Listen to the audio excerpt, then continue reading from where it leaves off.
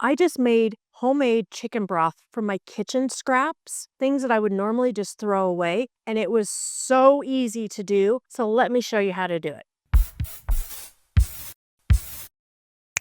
Okay, so I am cleaning out the freezer. We've had this stuff sitting in there, some chicken carcasses, some bits and ends and peelings and all that kind of thing of aromatics. And this has been on my list for a long time. I thought a nice fall evening, we're getting close to freezing at night, and it seemed like a great time to finally check this off my list. So tonight we're going to make chicken bone broth. Now, I'm going to take the easy way because it's almost 10 o'clock and I'm tired. So I'm not going to take the time to roast the bones and the aromatics first. I'm just going to put them in the roaster and let them cook all night and through most of tomorrow. And then we'll bottle it up and have it shelf stable. So let me show you how we do it. Okay, these have been sitting in the freezer for a while.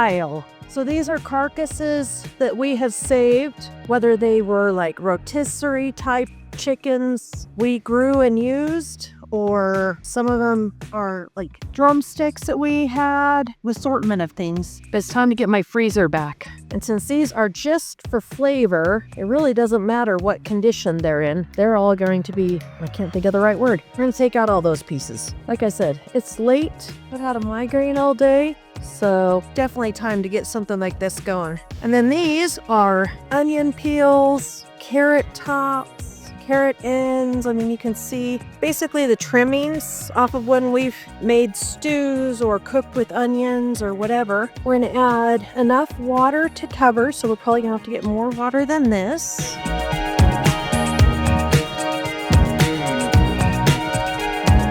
Let's get one more of those.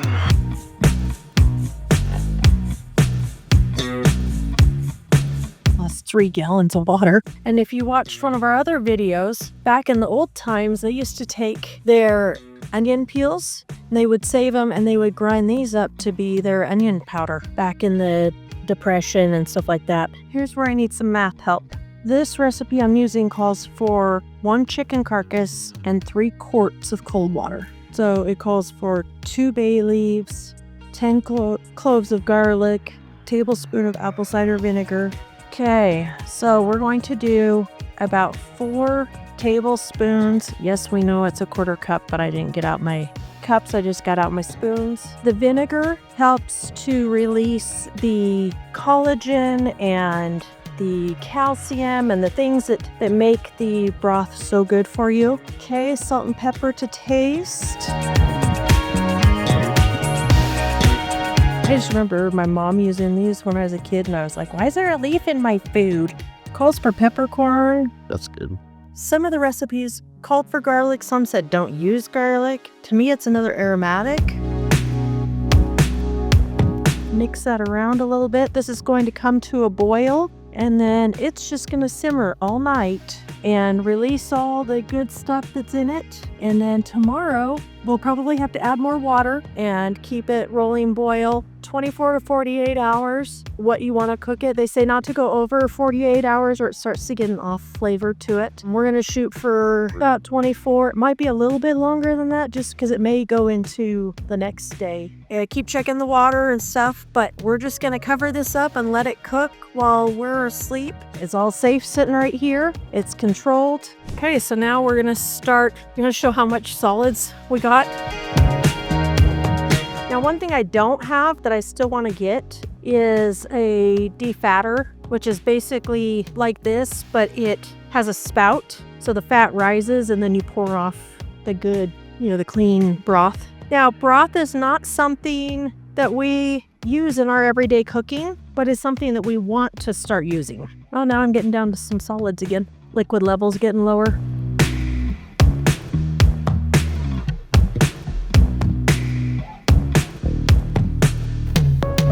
Now, if we would have had cloves of garlic, we wouldn't be sifting out all these little tiny pieces of garlic. And some of the recipes even called for just like quartering your onion and throwing it in there. Some recipes called for potatoes, some recipes did not. I think it's a lot like a lot of other recipes where find out what your family likes and you have your own version of it. It's already almost up to the colander. Now we'll just have to hold the colander up higher or just lift it up and let it drain. Like, it doesn't matter if it goes higher than it because it's still going to hold the solids.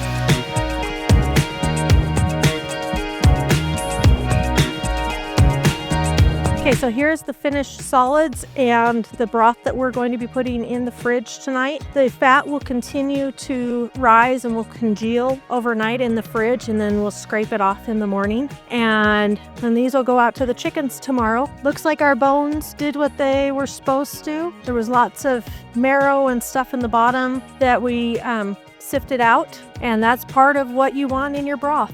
Part of what makes it healthy. So I'll catch you when I take this out to the chickens.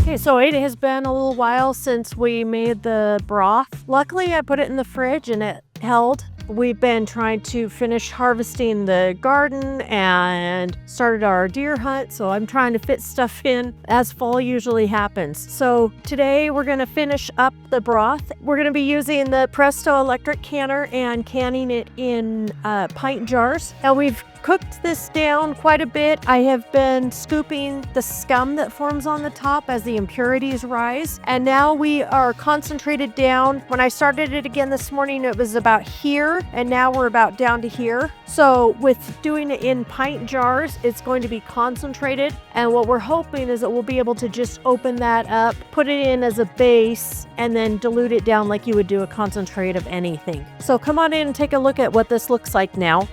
So you can see how nice this looks. You should smell it. John walked in earlier and says it smells like chicken soup in here. It smells really good. So let's go ahead and get this bottled up, get this process finally finished up. We've got the jars in here warming up so that we can do hot broth in hot jars. That will assure no jar breakage and that our jars will seal properly. Just gonna get out 4 to start with. Now the directions that I'm using are from the Ball book. I'm kind of picky when it comes to what recipes I use. I am not a rebel canner. So this is an approved recipe that is safe to use. It says to process pint jars for 20 minutes. So I need to change my setting on here. Pressure can 25. So I don't know exactly how it breaks down, but I do know that you have to go longer depending on your elevation. I think the cutoff is like 6,000 feet, which we are under to bump it up to the next, but I do have to add time for our elevation. It just takes it longer to get to the proper temperature and that kind of thing. It's above my pay grade. So you can see some of our harvest here. I'm going to be taking care of that soon too. I'm just cramming in everything that I can possibly do. I've already been processing the beans that I picked, and we'll break all those down into separate videos. Oh, let me show you. This is what I've been ladling off the top.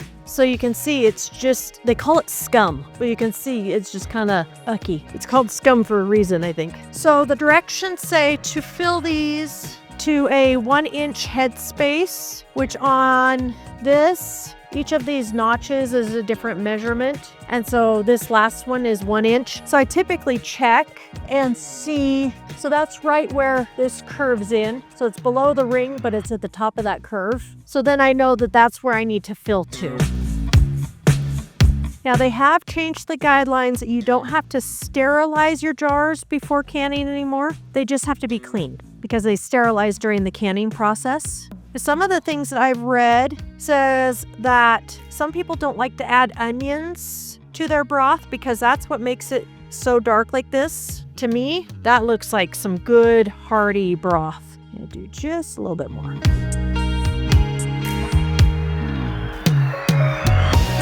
So now normally when I do these videos, I like to have my kitchen just so and me looking just so. This is reality of this time of year. We are just trying to get everything put up before it goes bad and get everything covered that we need to cover. And my sink has dishes in it. I look like I've been running around like a chicken with my head cut off. Even though the funnel helps keep it from the broth from coming into contact with the rim, anything that you do that is greasy or has fat in it, you need to clean your rims with vinegar, sugar also, because it will keep your jars from sealing properly. So I'm just gonna put some vinegar on a paper towel. You can use a washcloth or whatever.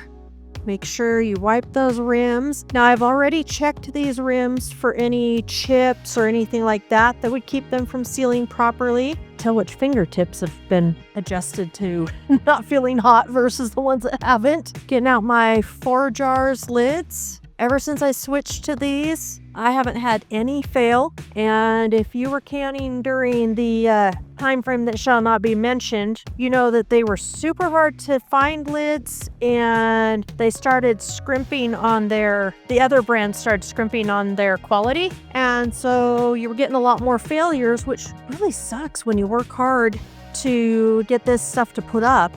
And then to have your lids fail. I mean, you put it up for a reason. You don't have to put it all in the fridge and use it right here and now. We're just gonna, that one's really hot. Tighten it down to just snug. If your lids come out and they're buckled, means you're tightening your lids too tight, your rings. They just need to be snug enough that rubber, let me show you, that this rubber gasket is fully coming into contact with the glass. That's why you want to make sure that your glass is completely clean, because that is what seals your jar. After it's sealed, you take these rings off to store them. And so that gasket is your safety. If you seal it too tight, then it's not going, or if you screw this on too tight, they won't seal properly. I'm gonna move those out of the way while that water is heating up. I'm gonna pull out the next batch of jars.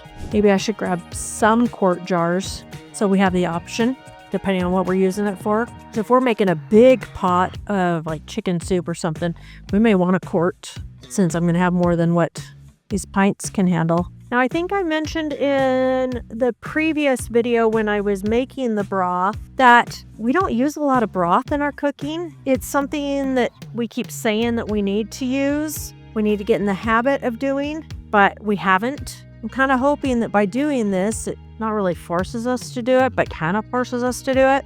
And I love the equipment that I'm using.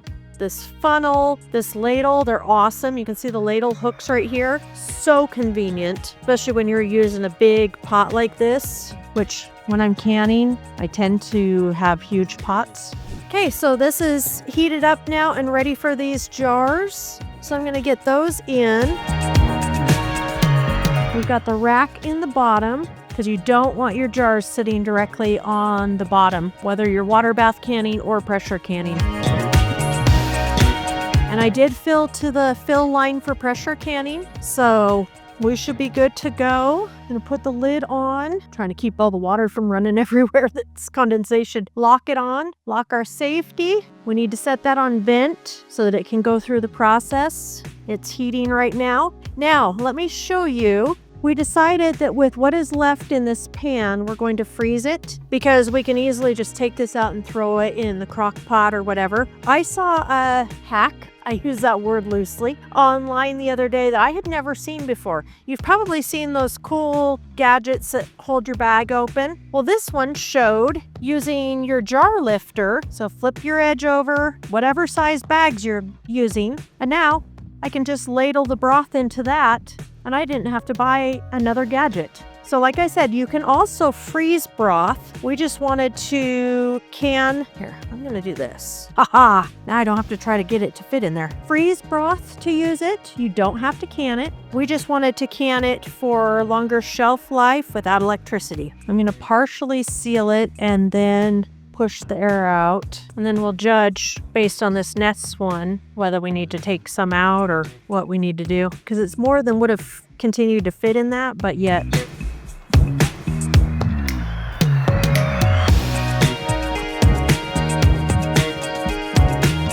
Okay, we'll run this through the process following the prompts and come back and show you guys when it's all done. Okay, now that we've got this done, it's all canned, all my jars sealed. We ran it all through the electric canner. I want to show you a couple of things. Number one, remember how we snugged these lids down? This is how it came out of the canner. That does not mean that you need to screw your rings on tighter. That is part of the canning process. They're varying amounts of loose, but they're all, like this one doesn't rattle as much as this one. That is perfectly acceptable. They are safe. They are all sealed. I'm going to wash these up now and move them down to our long-term storage.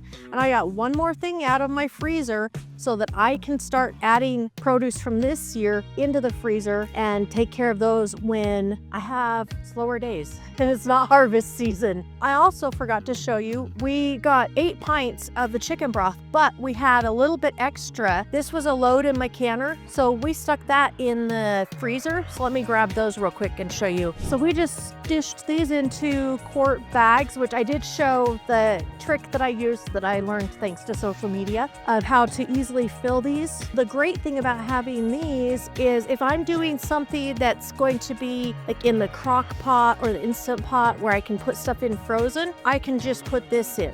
If I'm doing something like, say, adding it to rice, or I want to make gravy from it, or make soup real quick, that's when I'm going to want to use the liquid one. This, we boiled the heck out of it, and so it is concentrated. So I expect that this is going to be used at about a 50% ratio. Add as much water as you do broth to take it down from that concentrate level, and that will be a to taste thing. But I'm excited to get these items out of my freezer to turn my kitchen scraps into a viable shelf-stable product that can then be used for our benefit from things that we would normally just throw in the garbage. That's a win all the way around in my book. So I hope you found value in this. We'll catch you next time.